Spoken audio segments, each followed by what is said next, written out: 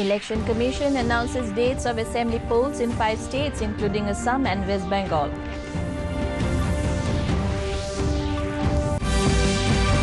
Charting a pathway in healthcare sector, India is also helping other nations along the way, says Prime Minister Narendra Modi. Northeast must tap new chances presented by India's activist and vocal for local policies, says Lok Sabha Speaker Om Birla. Mizoram registers 14.07% growth in gross state domestic product.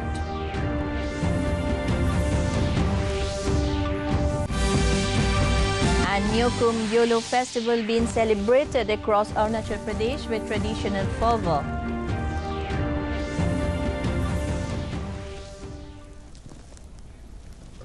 A very good evening, viewers. Welcome to the Northeast News Bulletin from the studios of DDK Guwahati. This is Monjoy. Now the stories in details. The Election Commission today announced a schedule for assembly elections in West Bengal, Assam, Tamil Nadu, Kerala and Puducherry. Assam will go to polls in 3 phases on March 27, April 1 and 6, while assembly elections in state of Tamil Nadu, Kerala and Union Territory of Puducherry will be held in 1 phase on April 6. By-poll for the Kanyakumari Lok Sabha seat in Tamil Nadu and Malappuram Lok Sabha in Kerala will be held on the same day. Counting of votes will take place on May 2. First phase, 47 assembly constituencies, issue of notification 2nd March. Last date of nomination 9th March. Scrutiny of nomination 10th March. Last date of withdrawal of candidature 12th March. Date of poll 27th March. Date of counting 2nd May. I shall not read 2nd May again and again because that is the date of counting is same for all the elections. Am I clear? Can I go to the next? Assam second phase, 39 constituencies. Issue of notification 5th March. Last date of nomination 12th March. Last date of withdrawal of candidature 17th March. Date of poll 1st April. If it is clear, I can go to next. It's clear?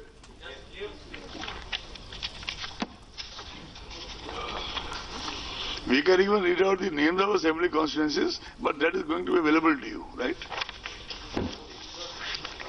Assam third phase, final phase, 40 assembly constituencies. Issue of notification 12th March. Last date of nominations 19th March. Scrutiny of nominations 20th March. Last date of withdrawal of candidature 22nd March. Date of poll 6th April. India not only made a new path in the healthcare sector but also helped other nations along the way, Prime Minister Narendra Modi has said. Addressing the 33rd convocation of the Tamil Nadu Dr. MGR Medical University today through video conferencing, Modi said the students were graduating at a time of great appreciation and respect for Indian medics, scientists and pharma professionals.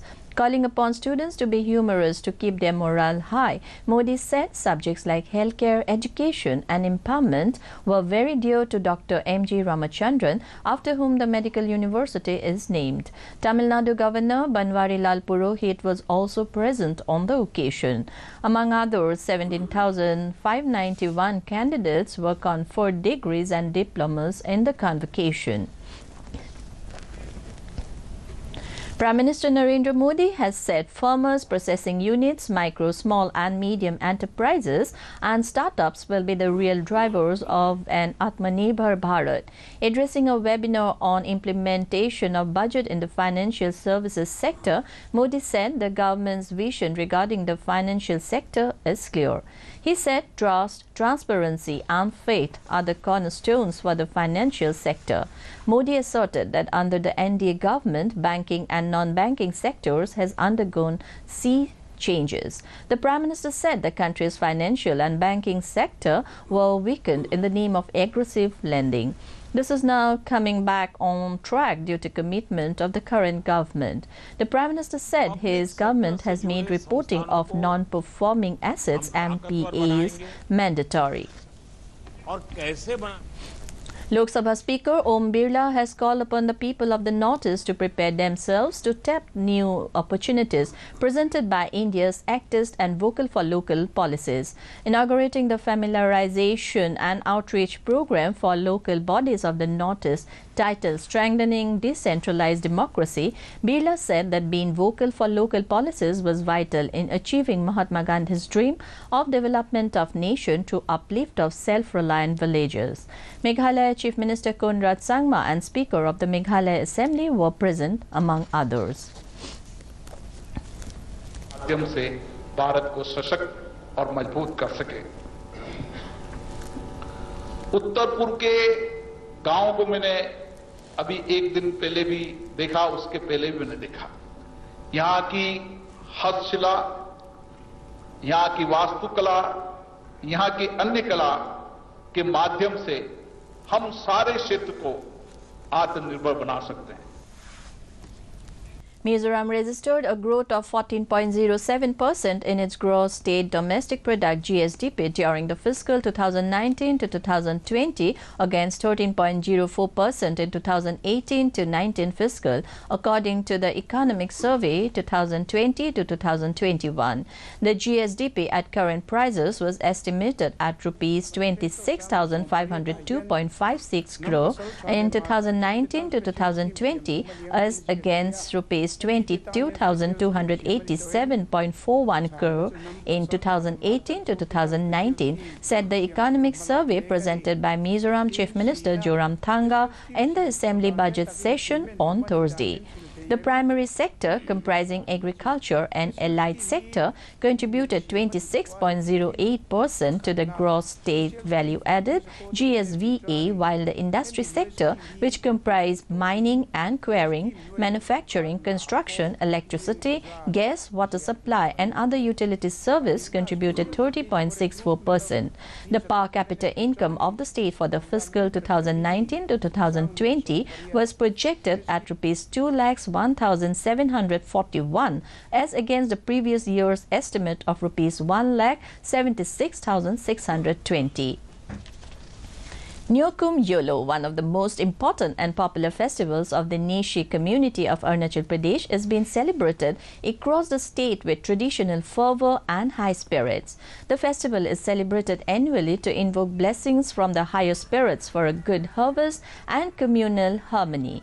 In 1967, Nyokum Yolo festival was celebrated for the first time at Yajali in the lower Subansiri district. Arunachal CM Pema Khandu and other cabinet ministers took part in the celebrations organized at Yajali. Khandu stressed on the daily use of local dialects to preserve our social ethos and rich cultural heritage instead of speaking Hindi and English in daily course, stating that a few sections of society around the world have lost their cultural heritage. Their present lifestyle is at best can be described as alien. Beautiful ancestral beliefs and traditions bestowed decades ago must be treated as a treasure trove. Laying the foundation stone of the Mon Medical College in Nagaland today, Union Minister for Health and Family Welfare Dr. Harsha Vardhan said it was a moment of great privilege. This has become a reality due to the initiative of Prime Minister Narendra Modi and the Health Ministry as well, Dr. Vardhan added, explaining that the first cabinet decision taken was to set up 75 new medical colleges. Dr. Vardhan said those are meant for the most deprived and poor districts of the nation. The Union Minister was accompanied by State Chief Minister Neofeu Rio, State Health Minister Panghu Phom and Member of Parliament Lok Sabha Tokeho Yotomi, among others. Stressing the fact that sports has given pride of place in the recent national education policy, Prime Minister Narendra Modi said sports that was early on treated as extracurricular activity is now being treated as part of the curriculum. Grading in sports will be counted in the education of children, the Prime Minister added. Delivering the inaugural address of the second edition of Khelo India Winter Sports at Gulmarg through video conferencing, Modi said the number of players joining these Winter Games have doubled. Sports has become an area in which nations of the world project their soft power, Modi said. The Prime Minister said institutes of higher education and sports university are being set up for sports. Director General of World Health Organization Dr. Tedros Ghebreyesus has thanked India and Prime Minister Narendra Modi for supporting vaccine equity. He said India's commitment to COVAX and sharing of COVID-19 vaccine doses with other countries is helping over 60 countries worldwide. Dr. Tedros underlined that this act of vaccine equity by India has helped the recipient countries to start vaccination program for their health workers and other priority groups. He wished other countries as well to follow India's example. RBI Governor Shaktikanta Das has reiterated that the central bank has projected the country's growth forecast of 10.5% for the next year. He said liquidity will continue to be sufficient and the central bank will make available liquidity at the appropriate times. He added that the Apex Bank will see that the borrowing program goes through in an orderly manner. Meanwhile, global rating agency Moody's has upped India's growth projection for the financial year 2021 to 22 to 13.7% from 10.8% estimated earlier. Moody's said India's economy has rebounded quickly from one of the world's longest and most stringent lockdowns, which also came with the steepest fall in GDP in the second quarter of 2020. More than 1.34 lakh COVID-19 vaccine doses have been administered to beneficiaries in the country so far. The Union Health Ministry said that a total of 8,01,480 vaccine doses have been given to healthcare and frontline workers in the last 24 hours. 9 states and union territories have vaccinated less than 60% of the registered healthcare workers. These are Arunachal Pradesh, Tamil Nadu, Delhi, Telangana, Ladakh, Chandigarh, Nagaland, Punjab and Puducherry. 13 states and union territories have vaccinated less than 40% of the registered frontline workers. In terms of the COVID scenario in the Northeast, Arunachal Pradesh has 3 active cases, 16,777 released cases, even as the death toll is 56. In Assam, active cases number 276, followed by 2,14,770 cured cases. The death account for 1,091. Reporting 40 active cases, Manipur has 28,840 released cases, even as the death toll is 373. Reporting 20 cases, Meghalaya has 13,793 discharged cases, even as the death tallied 148. Reporting 27 active cases, Mizoram has topped 4,382 released cases, while the death toll is 10. With 13 active cases in its kitty, Nagaland has logged 12,094 cured cases. The tally for the dead is 91. Lone Brothers Sikkim has 43 active cases, followed by 5,955 discharged cases, even as the death account for 135. Saddled with 32 active cases, Tripura has 32,984 released cases. Tally for the death is 391. That brings us to the end of this evening's bulletin. Thank you for tuning in. Namaskar.